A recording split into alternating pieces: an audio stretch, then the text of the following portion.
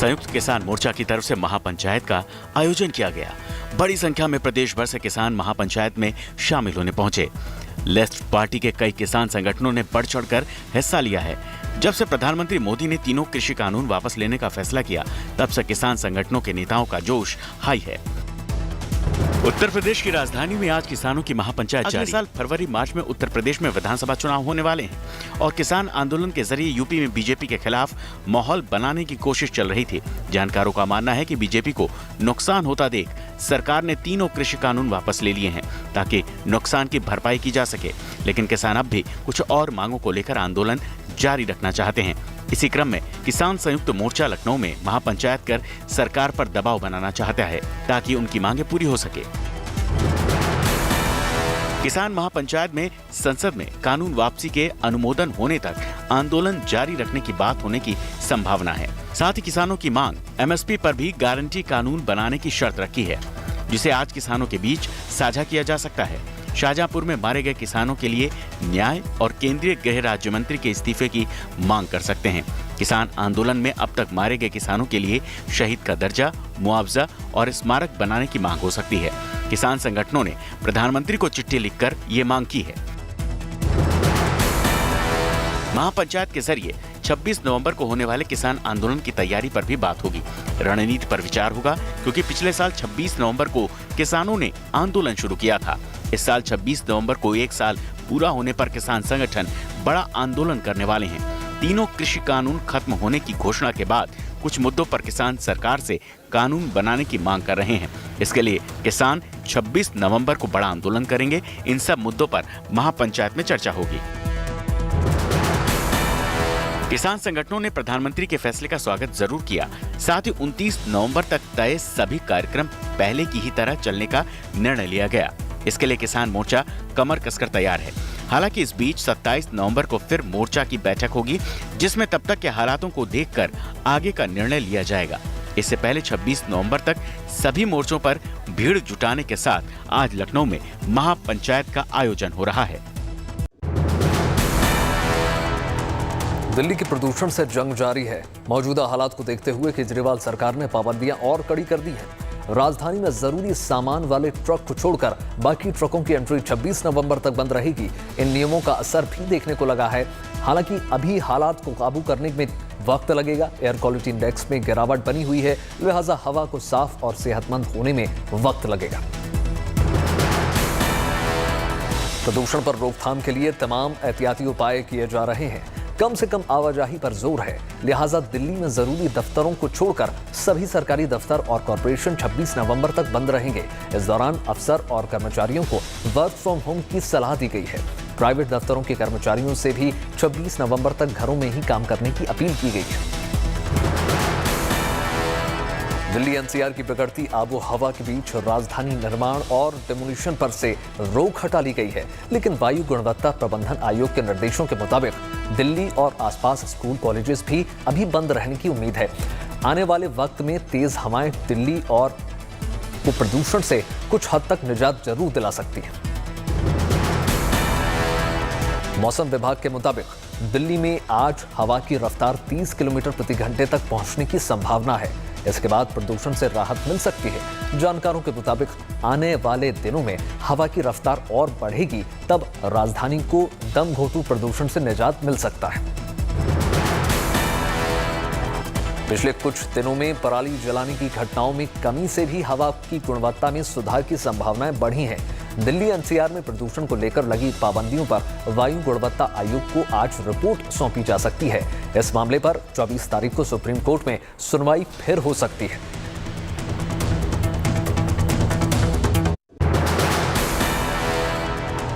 आने वाले विधानसभा चुनाव को देखते हुए सभी दलों ने यूपी में सरगर्मियां तेज कर दी हैं। बीजेपी के राष्ट्रीय अध्यक्ष जेपी नड्डा आज से 2 दिन के यूपी दौरे पर हैं। नड्डा का लक्ष्य बूथ स्तर पर पार्टी को मजबूत करना है।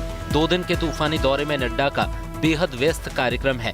वो पहले गोरखपुर में बूथ अध्यक्षों के सम्मेलन को संबोधित करेंगे। इसके बाद गोरखपुर एयरपोर्ट के पास वनटंगिया परिवारों से बातचीत करेंगे। इसके बाद गोरखपुर से जेपी नड्डा लखनऊ पहुंचेंगे और फिर अगले दिन कानपुर जाएंगे। 23 नवंबर को कानपुर में बीजेपी अध्यक्ष क्षेत्रीय कार्यालयों के उद्घाटन के साथ 7 जिला कार्यालयों का भी वर्चुअल माध्यम से उद्घाटन करेंगे। ओबीसी की पार्टी भी इस बार यूपी चुनाव में खम ठोकेगी। AIMIM ने यूपी की 100 सीटों पर चुनाव लड़ने की तैयारी कर ली है। खुद पार्टी अध्यक्ष असदुद्दीन ओवैसी इसका ऐलान कर चुके हैं।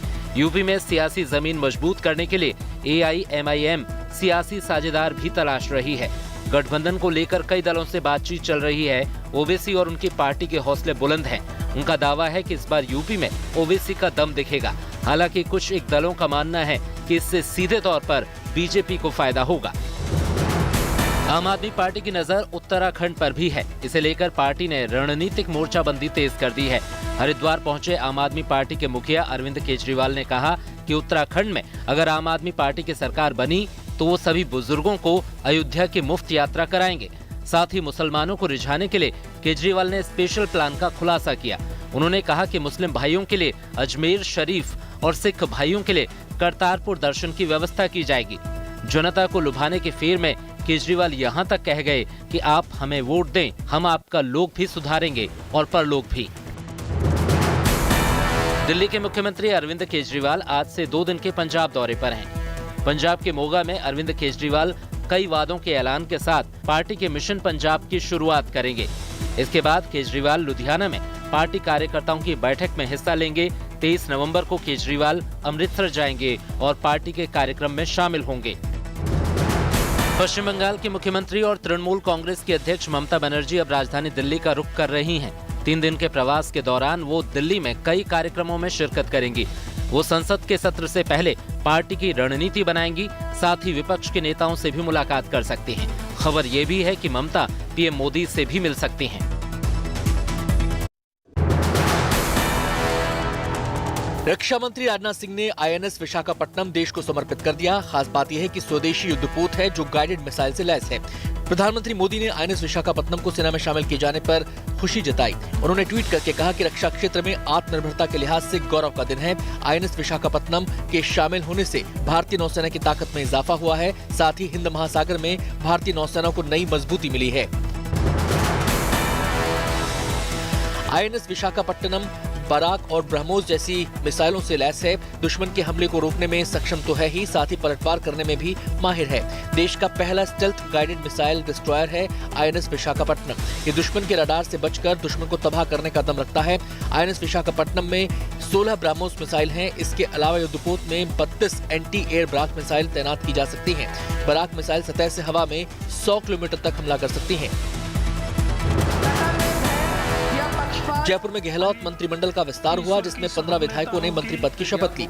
इस दौरान 11 विधायकों ने कैबिनेट मंत्री पद की शपथ ली, 4 MLA बने राज्य मंत्री और 3 महिला विधायकों ने भी शपथ ली। नए मंत्रिमंडल में ममता भूपेश, शकुंतला रावत और जाहिदा खान को जगह दी गई है। इस दौरान गहलोत और पायलट खेमे को भी संतुष्ट करने की कोशिश की गई है। इसके अलावा 4 दलित विधायकों ने भी मंत्री पद की शपथ ली।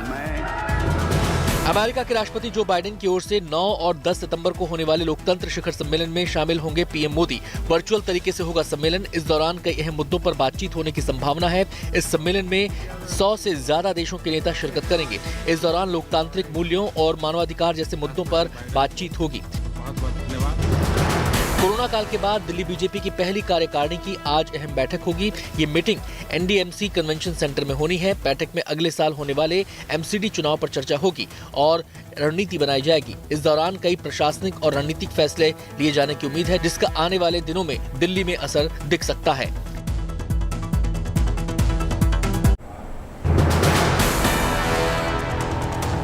यूपी के पूर्व मुख्यमंत्री और समाजवादी पार्टी के वरिष्ठ नेता मुलायम सिंह यादव का जन्मदिन है।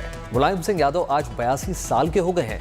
लखनऊ में मुलायम सिंह यादव के जन्मदिन में पार्टी कार्यकर्ताओं में जश्न है। कार्यकर्ता ढोल बजा रहे हैं, केक काट रहे हैं। नेताजी मुलायम सिंह यादव की तस्वीर के सामने हवन कर रहे हैं। मुलायम सिंह यादव के जन्मदिन पर पार्टी कार्यकर्ता उनके अच्छे स्वास्थ्य और लंबी उम्र की कामना कर रहे हैं।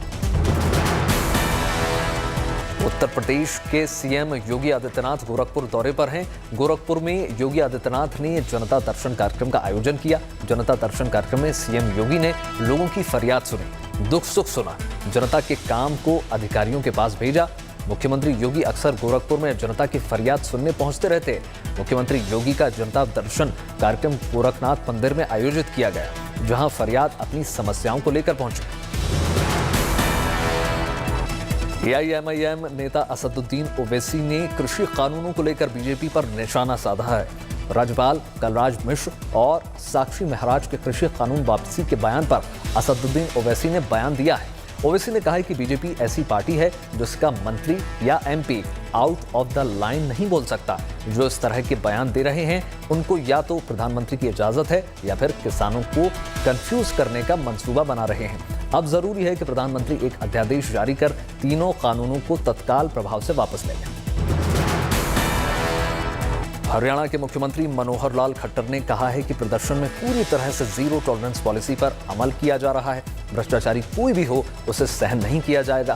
पहले की सरकारों में जहां भ्रष्टाचार चरम सीमा पर था और पूर्व मुख्यमंत्री तक जेल की हवा खानी पड़ रही थी, वहीं हरियाणा में भ्रष्टाचारी कोई भी हो उसे सख्त सजा दी जा रही है। हालांकि सीएम खट्टर ने तीनों के कृषि कानून वापस लेने की घोषणा के बाद भी किसान बॉर्डर पर डटे हुए हैं और उत्तर सीएम टाल गए। जेडीयू नेता राजीव रंजन ने कहा है कि राजस्थान में कांग्रेस कोई भी बदलाव कर ले, जनता का कांग्रेस के ऊपर से भरोसा उठ चुका है। कांग्रेस की जहां सरकार बची है वहां भी सत्ता के लिए कलह मची हुई है। राजीव रंजन ने कहा है कि राहुल गांधी के नेतृत्व में कांग्रेस जीतना भूल गई है। जहां सरकार है उसे भी बचा पाना अब मुश्किल नजर आ रहा है।